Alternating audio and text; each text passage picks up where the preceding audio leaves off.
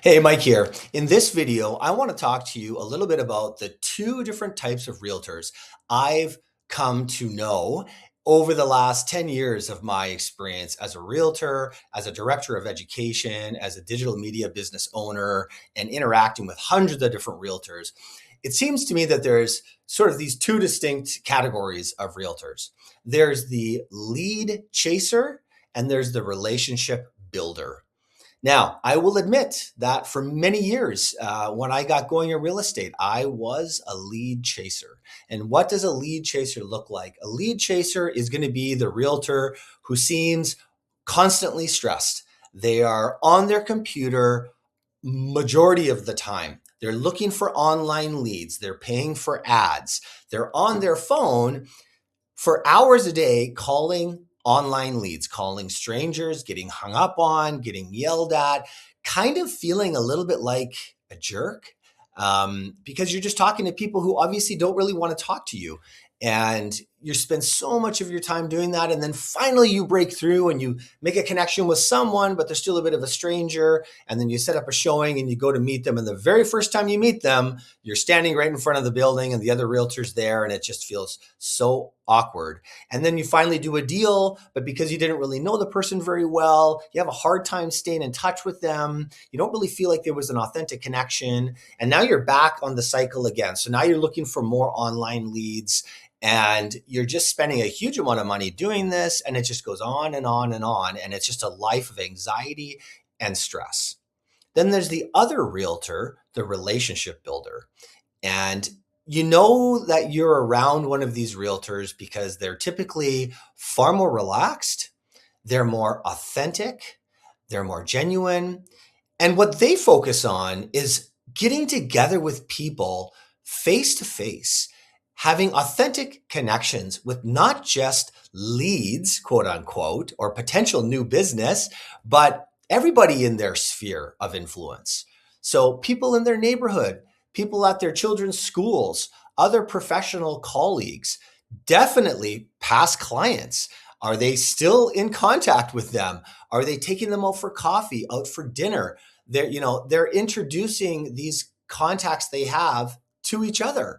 And they're building community. They're creating events. They're contributing by doing charitable activities for maybe their neighborhood or their block or their school. They're seen as a connector.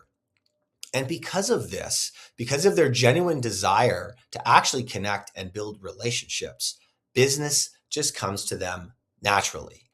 Now, I know this takes a bit of time. This does not happen quickly, but I will say that in my personal opinion, from what I've seen in the last 10 years and having trained many agents, the agents who are relationship builders have businesses that are far more enjoyable and far more sustainable than the lead chasers who are just constantly chasing online leads, kind of in that wheel that the mice run on. That's kind of what it feels like. And so that's really, from my experience, kind of the two big categories. Of course, there's some gray areas there where they maybe cross over a little bit, but I would ask you the question, what do you think you are? Are you a lead chaser or are you a relationship builder? And one good way to know is how much time do you spend in front of your computer and on your phone talking to strangers? Because if you're spending hours on your computer, I would say that is way too much time in front of a screen. You need to be in front of real people, connecting, building relationships.